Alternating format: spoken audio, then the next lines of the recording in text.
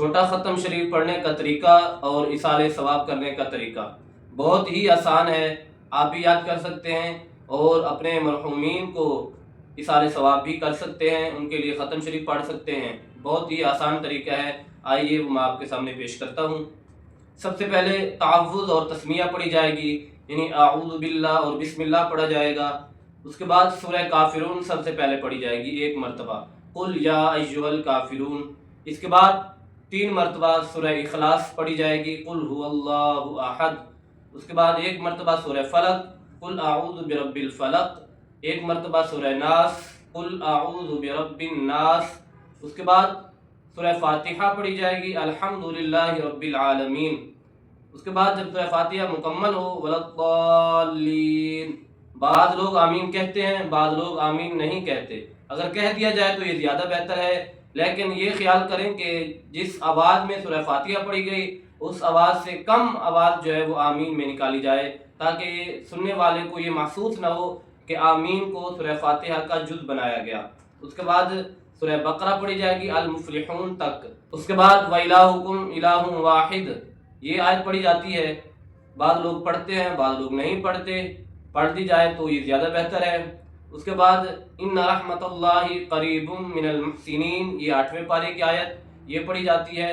اس کے بعد دعواہم فیہا سبحانک اللہم وتحیتہم فیہا السلام، 11ویں پارے والی آیت پڑھی جاتی ہے۔ اس کے بعد وما ارسلناک الا رحمتا للعالمین، یہ آیت 17ویں پارے کی پڑھی جاتی ہے۔ اس کے بعد 22ویں پارے کی ما کان محمد ابا احد من رجالکم، یہ والی آیت پڑھی جاتی ہے۔ اس کے بعد اسی 22ویں پارے کی آیت ان اللہ وملائکتہ یصلون علی النبی، اس آیت کو مکمل کرنا ہے۔ اس کے بعد درود شریف پڑھنا ہے، جو بھی آپ کو آتا ہے، لازمی نہیں ہے کہ آپ نے الصلاۃ والسلام علیکہ یا سیدی یا رسول اللہ یہ پڑھنا ہے، یا اللہم صلی علی، جو بھی آپ کو درود شریف آتا ہے وہ پڑھ لیں۔ اس کے بعد 23ویں سپارے کی یہ 3 آیتیں سبحان ربک رب العزت عما یصفون، یہ 3 آیتیں پڑھی جائیں۔ اس کے بعد اللہ اکبر لا الہ الا اللہ واللہ اکبر وللہ الحمد، یہ ہے ختم شریف پڑھنے کا طریقہ جو کہ مشہور ہے، ہر بندہ یاد کر سکتا ہے۔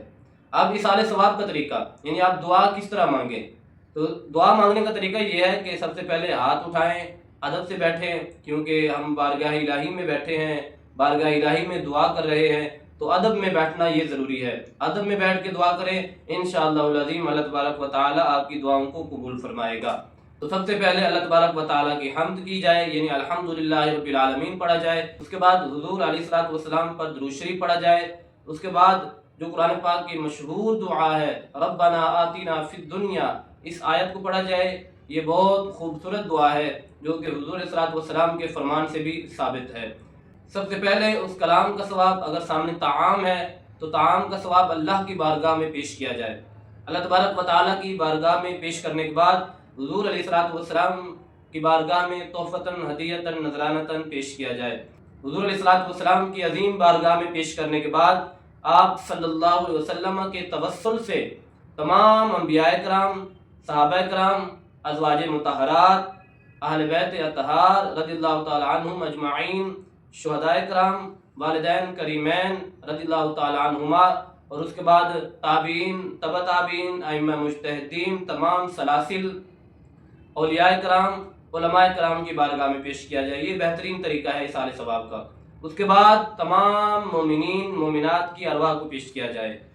اس کے بعد جس مرحوم کے لیے یا مرحومہ کے لیے یہ محفل سجائی گئی ہے اصالہ ثواب کی، جس کے لیے آپ نے ختم شریف پڑھا، تو اس کا نام لے کر یا اس کو اپنے ذہن میں رکھ کے دعا کی جائے، تو یہ اصالہ ثواب کا طریقہ ہے۔ اللہ تبارک و تعالی ہم سب کو صراط مستقیم پہ چلنے کی توفیق عطا فرمائے، آمین۔ وآخر دعوایا ان الحمدللہ رب العالمین۔